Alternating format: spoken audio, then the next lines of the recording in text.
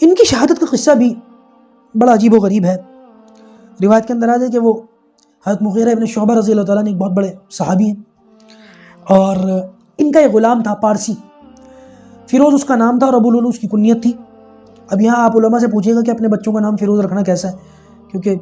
اس شخص کا نام جس نے یہ بدبختی دکھائی ہے فیروز تھا، اور اس نے آ کر کے جو ہے حضرت مغیرہ ابن شعبہ کی شکایت کی حضرت عمر فاروق رضی اللہ تعالیٰ عنہ سے، کہنے لگا کہ یہ جو میرے آقا ہیں مغیرہ ابن شعبہ، انہوں نے میرے اوپر جو ٹیکس لگا رکھا ہے، جو بھی مجھ سے وہ لیتے ہیں وہ بہت زیادہ ہے۔ تو انہوں نے پوچھا کہ تو کیا کام کرتا ہے؟ تو اس نے بتایا کہ میں آہنگری بھی کرتا ہوں، میں نجاری بھی کرتا ہوں، میں نقاشی بھی کرتا ہوں، اور اس نے اپنے کئی پیشے گنوا دیے، میں یہ بھی کرتا ہوں، میں یہ بھی کرتا ہوں، میں یہ بھی کرتا ہوں۔ تو اس پر حضرت عمر فاروق رضی اللہ عنہ نے اس سے کہا کہ اگر تیری اتنی کمائی ہے اور اتنے تیرے پیشے ہیں تو تجھ پر جو تھوڑا بہت جو لگایا جا رہا ہے، جو رقم تجھ پر لگائی جا رہی ہے وہ بہت زیادہ نہیں ہے، تیری کمائی بھی تو زیادہ ہے۔ تو اس جواب پر یہ بڑا غصہ ہوا اور اس بدبخت نے یہ ٹھان لی کہ یہ حضرت عمر فاروق رضی اللہ تعالیٰ عنہ کو جو ہے وہ شہید کرے گا۔ روایت کے اندر آتا ہے ذی الحجہ کا آخری جو ہے ایام چل رہے تھے، 26 یا 27 ذی الحجہ تھی، فجر کی نماز کا موقع تھا۔ باقاعدہ مصلی پر آنے سے پہلے حضرت عمر فاروق رضی اللہ تعالیٰ عنہ کی جانب سے باقاعدہ لوگ لگائے جاتے تھے کہ وہ صفوں کو سیدھا کرتے تھے۔ جب اقامت ہوتی تھی، ہمارے یہاں تو آج کل اس پر توجہ نہیں دی جاتی، باقاعدہ میں اپنی مسجد کے اندر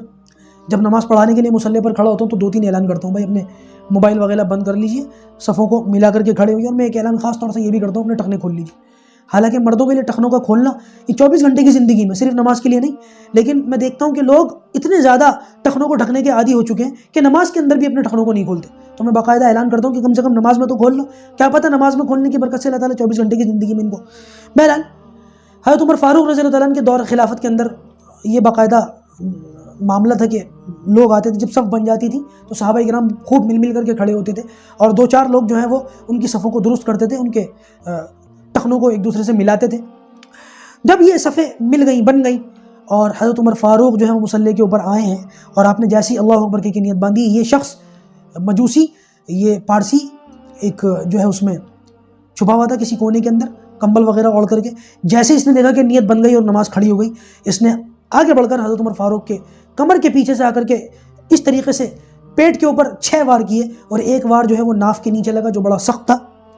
اور حضرت عمر فاروق رضی اللہ تعالیٰ عنہ اسی کے صدمے سے گرے۔ عبد الرحمن ابن عوف کے بارے میں آتا ہے کہ آپ نے ان کا ہاتھ پکڑ کر کے، روایتیں 2 ملتی ہیں، ایک روایت تو یہ ملتی ہے کہ اسی وقت نماز ٹوٹ گئی اور صحابہ کرام بڑے مل مل کر کے کھڑے ہوئے تھے، تو یہ شخص وہی جو خنجر اس کے ہاتھ میں تھا جس سے اس نے حضرت عمر فاروق پر حملہ کیا تھا، وہی چلاتا ہوا یہ نکلا اور کئی اور صحابہ کو زخمی کیا، اور جب کسی نے اس کے منہ پر کپڑا ڈالا اور اس کو پکڑا، تو جب اس نے دیکھا کہ میں اب پکڑا جاؤں گا تو وہی خنجر اس نے اپنے گلے پر پھیر کر کے وہی خودکشی کر لی۔ اور ایک روایت تو یہ آتی ہے کہ نماز ٹوٹ گئی اور بعد میں پھر دوبارہ نماز پڑھائی گئی، اعلان ہوا کہ بھائی سورج نکل رہا ہے، دوبارہ نماز پڑھ لو۔ اور ایک روایت یہ ملتی ہے کہ جو پیچھے کے صحابہ تھے وہ کہتے ہیں کہ آواز بدل گئی اور ہمیں نہیں پتا کہ آواز کس کی ہے۔ عبد الرحمن ابن عوف نے وہ نماز پڑھائی، پیچھے جو صحابہ کھڑے ہوتے تھے انہوں نے کہا کہ اس آواز میں حضرت عمر نماز نہیں پڑھاتے، ضرور کوئی بات ہوئی ہے۔ نماز پوری ہونے کے بعد دیکھا کہ حضرت عبد الرحمن ابن عوف نے اسی طرح نماز پڑھائی اور اسی طریقے سے عمر فاروق زخمی پڑے رہے، اور ایسی نماز پوری ہوئی، چھوٹی نماز پڑھائی گئی، اور اس کے بعد جو ہے وہ حضرت عمر فاروق رضی اللہ تعالیٰ عنہ کو جو ہے وہ اٹھایا گیا، لایا گیا، اور انہوں نے پھر اپنے قاتل کے بارے میں پوچھا کہ مجھ پر کس نے حملہ کیا۔ بعض روایتوں کے اندر پورے مدینے کے اندر انہوں نے اعلان کروایا کہ میرے اس قتل میں کوئی مسلمان تو شریک نہیں ہے۔ تو جب بتایا گیا کہ نہیں کسی مسلمان کا حصہ نہیں، کسی مسلمان نے یہ کام نہیں، حاشا وکلا، مدینے والے کہہ رہے ہم کیسے یہ کام کر سکتے ہیں، تو اس پر حضرت عمر فاروق رضی اللہ تعالیٰ نے کہا کہ خدا کا شکر ہے میرے قتل میں ایسا کوئی شخص شریک نہیں ہے جو قیامت کے دن یہ دعویٰ کر سکے کہ میں کلمہ پڑھتا ہوں۔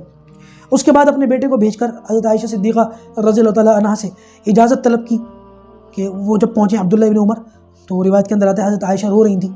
اور انہوں نے آ کر کے کہا ابا جان اجازت چاہتے ہیں کہ نبی کریم صلی اللہ علیہ وسلم کے برابر میں دفن ہونے دیا جائے۔ امی عائشہ فرماتی کہ یہ جگہ میں نے اپنے لیے رکھی تھی، لیکن میں عمر کو اپنے اوپر ترجیح دیتی ہوں۔ اور اس موقع پر بہت ساری باتیں جو ملتی ہیں وہ یہ کہ آخری وقت تھا، طبیب نے آ کر کے جو علاج کیا، نبیذ پلائی، دودھ پلایا، تو زخم کے راستے سے وہ دودھ اور نبیذ باہر نکل گیا۔ لوگ سمجھ گئے کہ اس زخم سے آپ تاب نہیں لا سکیں گے، یہ زخم آپ کا ٹھیک نہیں ہو سکے گا، اور ہوا بھی یہی 2-4 روز کے بعد جو ہے وہ آپ اس دار فانی سے کوچ کر گئے۔ آپ کا صہیب نامی صحابی انہوں نے جنازہ پڑھایا، کفن دفن ہوا، اور باقاعدہ حضرت عائشہ صدیقہ رضی اللہ تعالیٰ عنہ کے حجرے کے باہر ان کی مسیری لائی گئی اور باہر رکھ کر کے پھر باقاعدہ دوبارہ اجازت لی گئی۔ اس موقع پر بھی نا جب ان کا انتقال ہونے والا تھا، بیٹے نے ان کی جو ہے وہ ان کا سر اپنی گود میں رکھا ہوا تھا، تو اس موقع پر اپنے بیٹے سے کہا کہ میرا سر زمین پر رکھ دو۔ اب ظاہر سی بات ہے باپ اور خلیفہ ان کا سر کیسے زمین پر رکھ دیں، تو انہوں نے زمین پر نہیں رکھا، کہنے لگے میں تم سے کہہ رہا ہوں نا زمین پر رکھ دو۔ تو آخری وقت تھا اور چہرہ زمین پر رکھا گیا اور اپنے چہرے کو زمین پر ملنے لگے اور کہنے لگے کہ عمر اگر اللہ تعالیٰ نے تجھے نہ بخشا تو تیرا کیا ہوگا۔ اس قسم کے الفاظ ملتے ہیں۔ بہرحال ہم کتنی بے فکری کے ساتھ زندگی گزار رہے ہیں۔ وہ تو لو کان نبی عبادی لکان عمر والی بشارتیں سننے کے بعد بھی ان کا یہ حال ہے کہ میرا کیا ہوگا، میرا کیا بنے گا، آخرت میں میری کیسی وہ ہوگی، کیسا سفر ہے، کیسے معاملات ہیں، پتہ نہیں اللہ راضی ہے ناراض۔ حالانکہ ان سے اللہ تعالیٰ راضی ہے، رضی اللہ عنہم ورضوا عنہ وکلا وعد اللہ الحسنى، اس کے باوجود بھی ان کا یہ معاملات ہے۔ اور ہر وقت جو ہے نا وہ غور و فکر میں لگے رہتے تھے کہ میرے بعد خلافت کا کیا معاملہ ہوگا۔ کئی بار لوگوں نے دیکھا کہ اکیلے بیٹھے ہوئے دیر تک سوچ رہے ہیں، لمبی خاموشی، پوچھا گیا کیا سوچ رہے ہیں کہ خلافت کے بارے میں سوچ رہا ہوں۔ تو باقاعدہ پھر 6 لوگوں کی کمیٹی بنائی، شورا کمیٹی، کہ میرے بعد جو ہے وہ آپس میں ایک دوسرے کو صلاح مشورہ کر کے کسی نہ کسی کو خلیفہ متعین کر لینا۔ اور پھر یہاں سے حضرت عثمان غنی رضی اللہ تعالیٰ عنہ کا دور خلافت شروع ہوتا ہے، جن کا ذکر میں نے 18 ذی الحجہ کے موقع پہ کیا تھا۔ یہ ہمارے ہیروز ہیں، یہ ہمارے صحابہ ہیں، اور ان کے ہی راستوں پر ہمیں چلنا ہے، انہی کے بتائے ہوئے طریقوں کے مطابق ہمیں ڈھلنا ہے۔ اپنے بچوں کو ان کے نام بتائیں، ان کے واقعات سنائیں، ان کی شہادت کے قصے سنائیں، تاکہ ہمارے بچوں کے اندر ان کی محبت اور ان کے جیسا بننے کا جذبہ ہو۔ اللہ تبارک و تعالی ہمیں صحابہ کرام کے جو ہے طریقے پر چلنے کی توفیق عطا فرمائے۔